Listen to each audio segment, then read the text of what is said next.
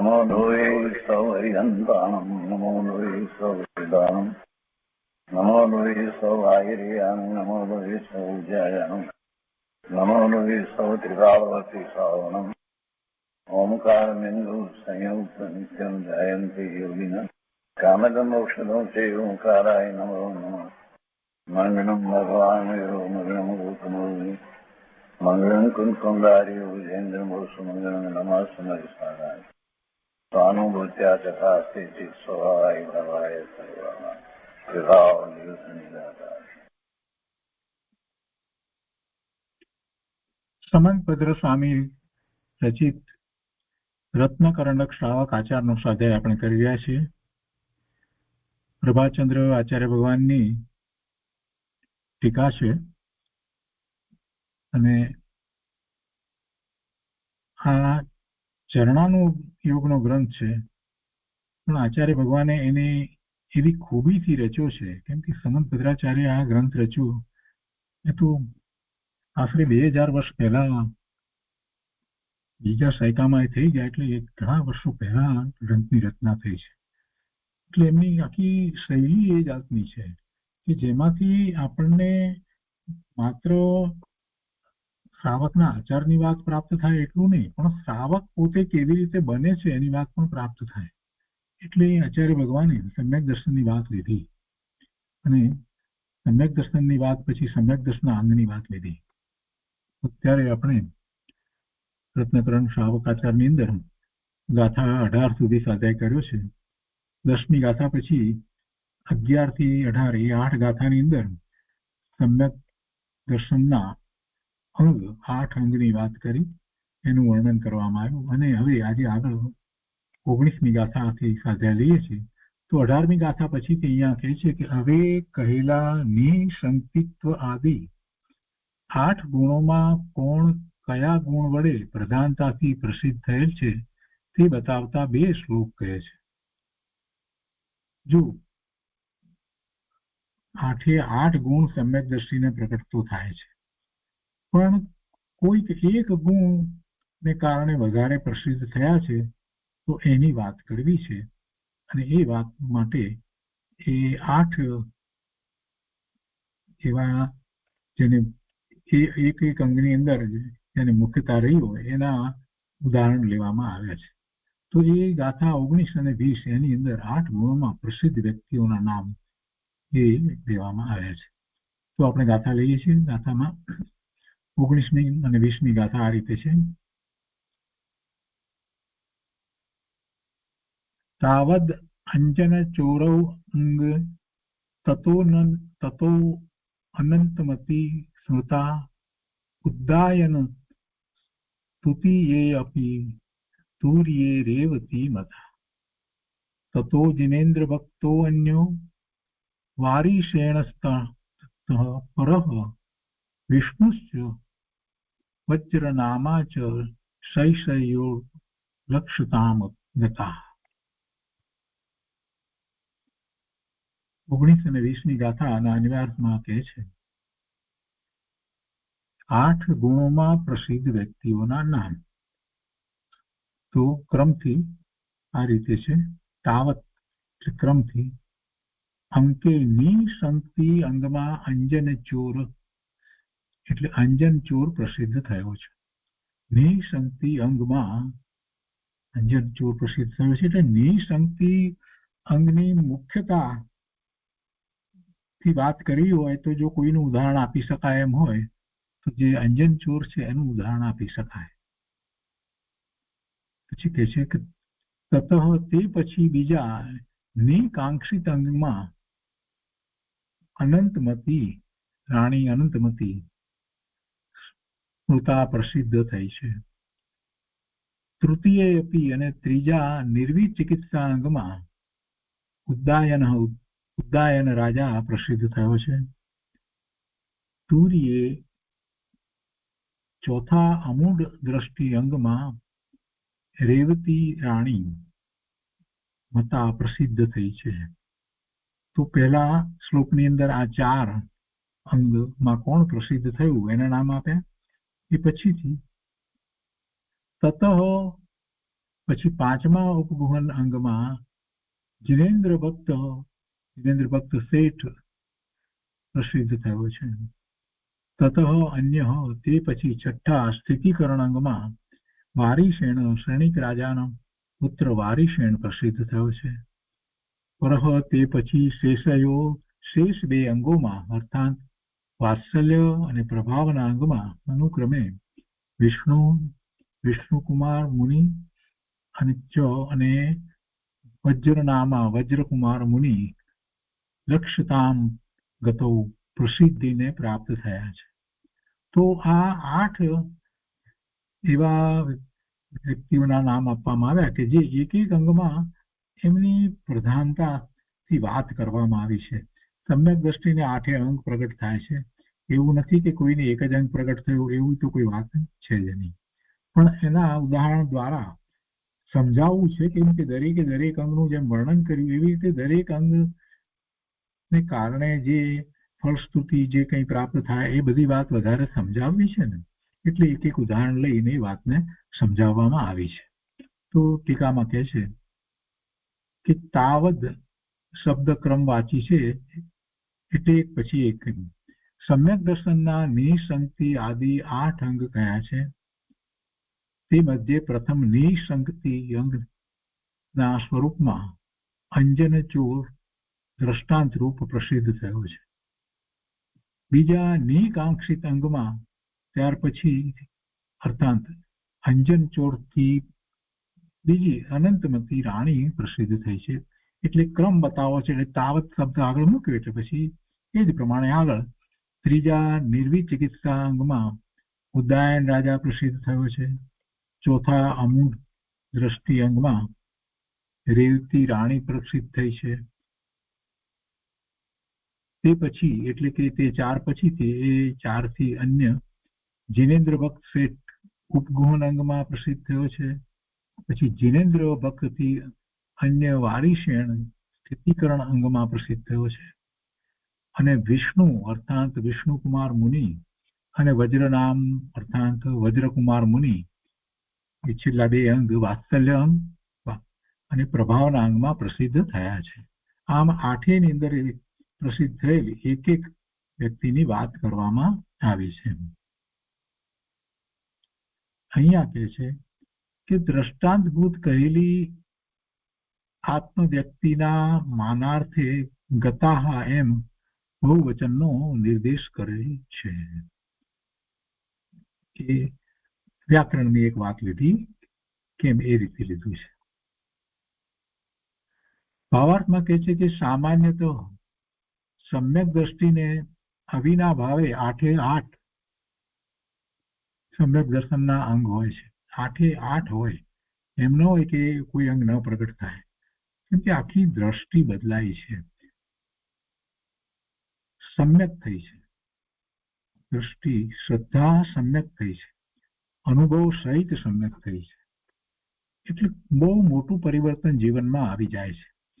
બહારમાં કોઈને કાંઈ દેખાય નહીં, એના એ જ વસ્ત્રમાં દેખાય, એને એ જ કદાચ કંઈક કામ કરતો હોય તો એમાં પણ એ દેખાય કદાચ, પરંતુ અંદરમાં બહુ મોટું એને પરિવર્તન આવી જાય છે.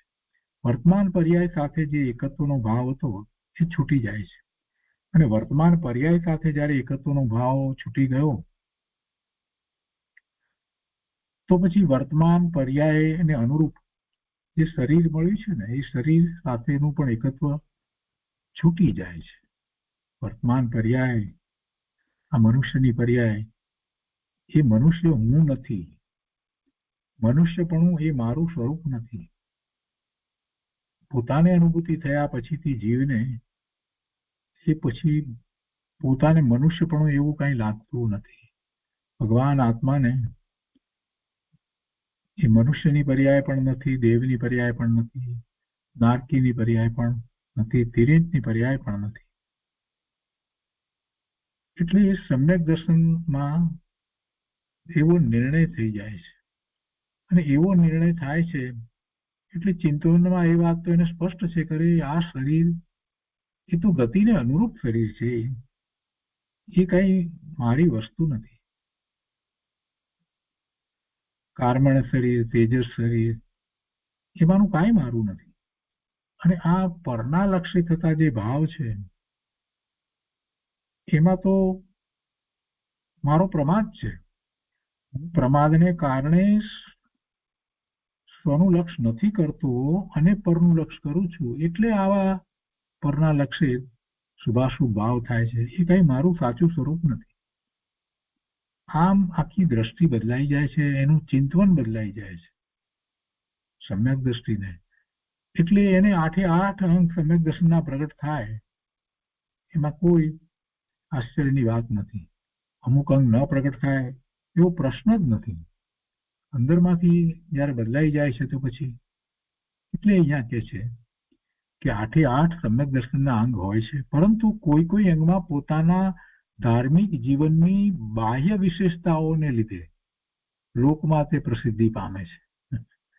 8 અંગ તો છે, પણ પોતાના ધાર્મિક જીવનની બાહ્ય વિશેષતાઓને લીધે કોઈ અંગમાં પોતાના ધાર્મિક જીવનની બાહ્ય વિશેષતાઓને લીધે લોકમાં તે પ્રસિદ્ધિ પામે છે.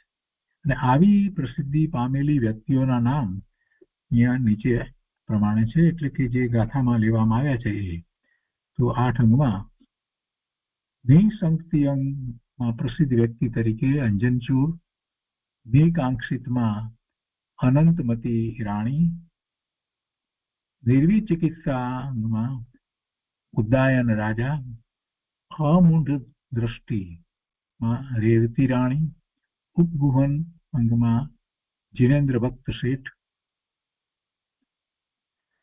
સ્થિતિકરણમાં વારીસેણ સૈનિક રાજાના પુત્ર, વાત્સલ્ય અંગમાં વિષ્ણુકુમાર મુનિ અને પ્રભાવના અંગમાં વજ્રકુમાર મુનિ ના દ્રષ્ટાંતો ખૂબ પ્રસિદ્ધ છે. હવે અહીંયા કહે છે કે ઉપરોક્ત અંગોમાં પ્રસિદ્ધ થયેલી વ્યક્તિઓની કથાઓ છે, એમની વાર્તાઓ છે, એમની કથાઓ છે. એ કોઈ જોડી કાઢેલી વાત નથી, સત્ય ઘટનાઓ છે. એટલે ઉપરોક્ત અંગમાં પ્રસિદ્ધ થયેલી વ્યક્તિઓની કથાઓ છે તે પ્રથમાનુયોગનો વિષય છે.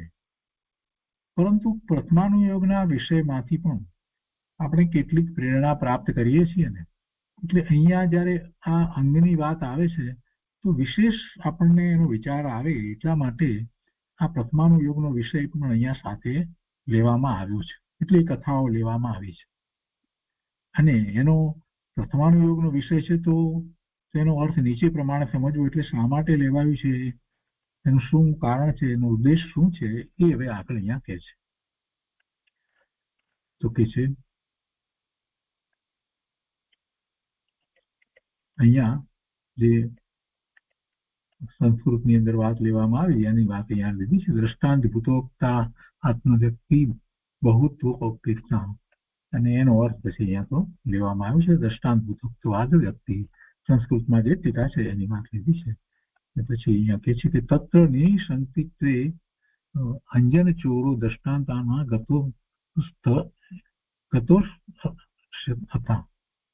ગતો અશ્ય કથા એમ કરી અને હવે આગળ કહે છે કે વળી પ્રથમાનુયોગમાં ઉપચાર રૂપ કોઈ ધર્મ અંગ થતા ત્યાં સંપૂર્ણ ધર્મ થયો કહીએ છીએ. આ પ્રથમાનુયોગની વાત કરવામાં આવે છે એને માટે અહીંયા વિસ્તાર આપે છે. શું કહ્યું કે ઉપરોક્ત અંગોમાં પ્રસિદ્ધ થયેલી વ્યક્તિઓની કથાઓ છે તે પ્રથમાનુયોગનો વિષય છે, તેનો અર્થ નીચે પ્રમાણે સમજવો. અને એમ કરી અને પછી અહીંયા લખે છે કે ભલે પ્રથમાનુયોગમાં ઉપચાર રૂપ કોઈ ધર્મ, કોઈ અંગ, અહીંયા ધર્મ એટલે અંગ, કોઈ અંગ થતા ત્યાં સંપૂર્ણ ધર્મ થયો કહીએ છીએ. કેમ કે એક ધર્મ, એક અંગ પ્રગટ થાય એવી વાત નથી. એક અંગ પ્રગટ નથી થતું, બધા અંગ પ્રગટ થાય જ છે. કોઈની મુખ્યતાથી વાત કરવામાં આવે છે, એટલે ત્યાં સંપૂર્ણ ધર્મ થયો કહીએ છીએ. જેમ જીવોને શંકા કાંક્ષા આદિ ન કરતા તેને સમ્યક્ત્વ થયું કહીએ છીએ, પણ કોઈ કાર્યમાં શંકા કાંક્ષા ન કરવા માત્રથી તો સમ્યક્ત્વ ન થાય. સ્પષ્ટતા કરી છે.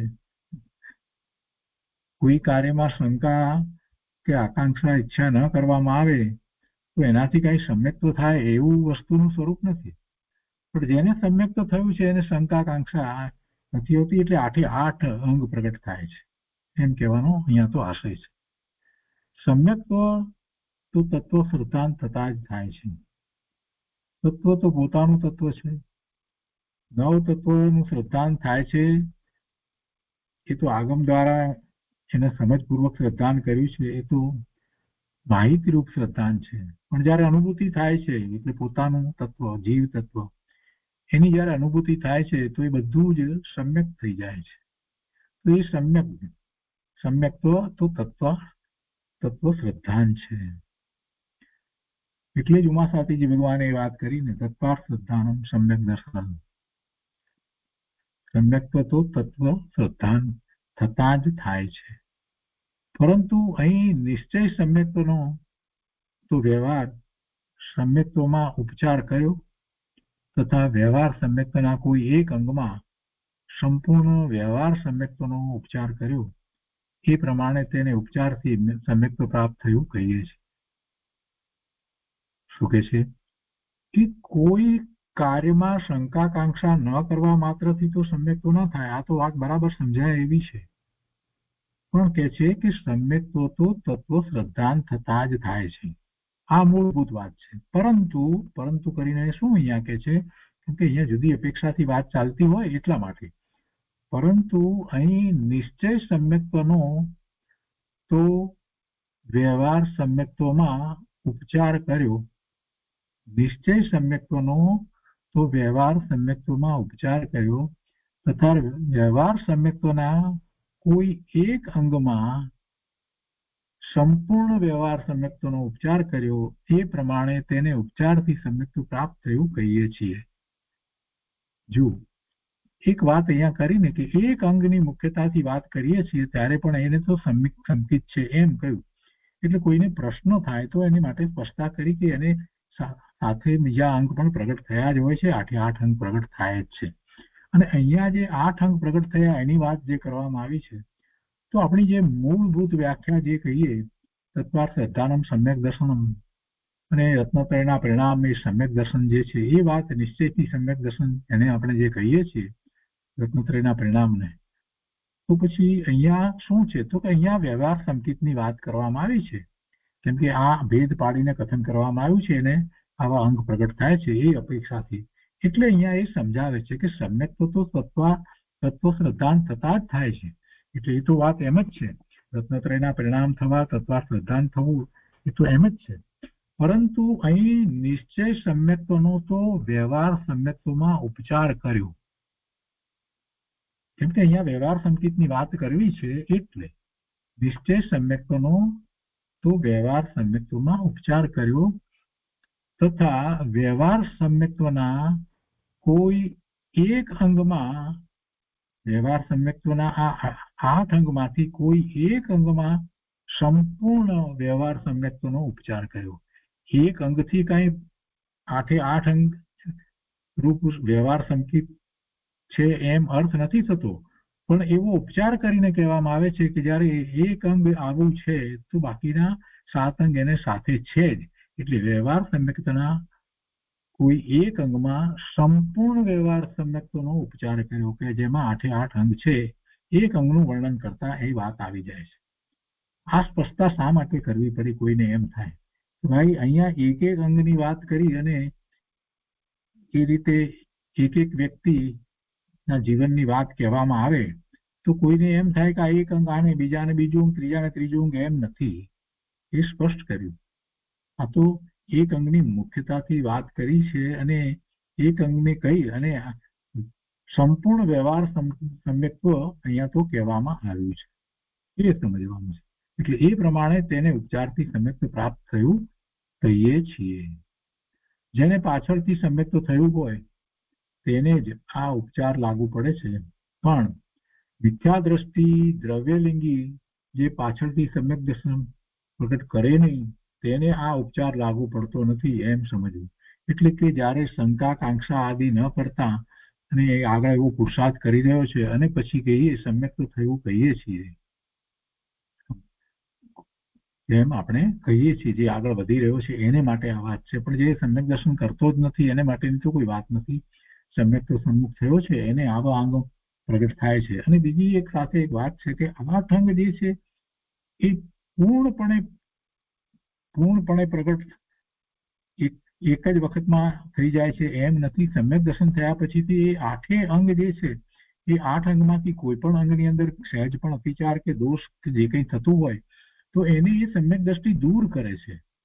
આઠ અંગ જે છે એની અંદર પણ કે નિસંગતિ અંગ છે એને શંકા નથી, મોટા ભાગે બધી વાતમાં બરાબર જ છે, પણ છતાંય ક્યાંક કોઈક આશંકા વગેરે હોય તો એને એ દૂર કરે છે.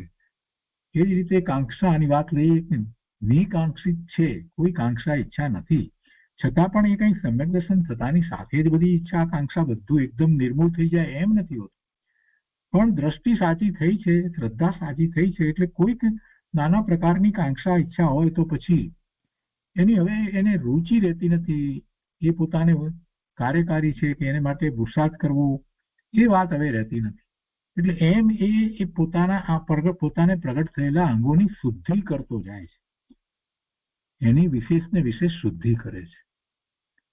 એટલા માટે આ વાત લેવામાં આવી છે કે કોઈ એવા સમ્યક સન્મુખ હોય એને માટે પણ એ રીતે વાત લીધી છે કે આગળ વધે છે અને એટલે કહે છે કે જેને પાછળથી સમ્યક થયું હોય તેને જ આ ઉપચાર લાગુ પડે છે, પણ મિથ્યા દ્રષ્ટિ દ્રવ્યલિંગી જે પાછળથી સમ્યક દર્શન પ્રગટ કરે નહીં તેને આ ઉપચાર લાગુ પડતો નથી એમ સમજવું. એક વિશેષ વાત કરી છે અહીંયા. વિશેષની અંદર કહે છે કે સમ્યક દર્શન, પ્રતીતિ, રુચિ, શ્રદ્ધા અને શ્રદ્ધાન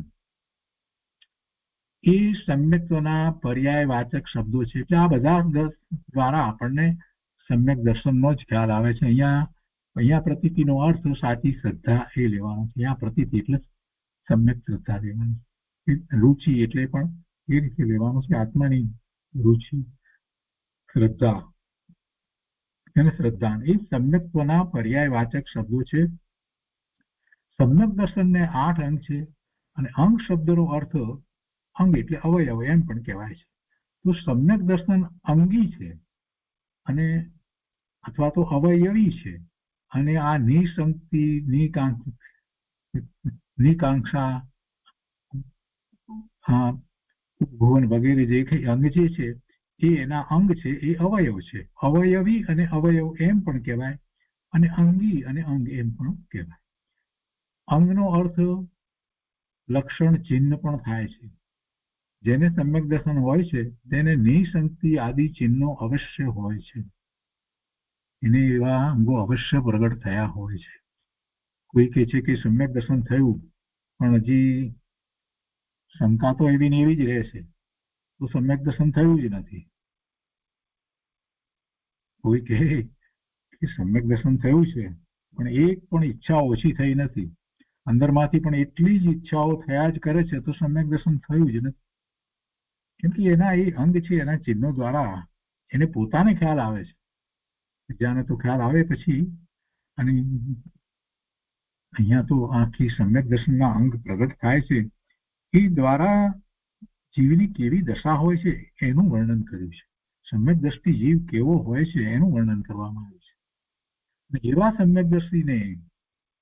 સમ્યક દ્રષ્ટિને પછી કેવું ચારિત્ર હોય એ રત્નકર્ણક શ્રાવક આચારની અંદર ચારિત્ર કહેવામાં આવ્યું છે.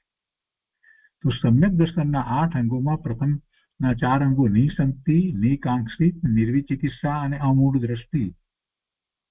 એ 4 અંગ પહેલા એટલે નિસંગતિ એટલે શંકા નથી, નિકાંક્ષિત એટલે ઈચ્છા નથી, નિર્વિચિકિત્સા એટલે વિચિકિત્સા નથી, અને અમૂઢ દ્રષ્ટિ એટલે મૂળ દ્રષ્ટિ નથી. એટલે એમાં તો નિષેધ રૂપ વાત કરી છે. નથી નથી નથી નથી. કોઈના પ્રત્યે દુગંછાનો ભાવ એ વિચિકિત્સા, તો એવી વિચિકિત્સા નથી. દુગંછાનો ભાવ, ગ્લાનિનો ભાવ નથી.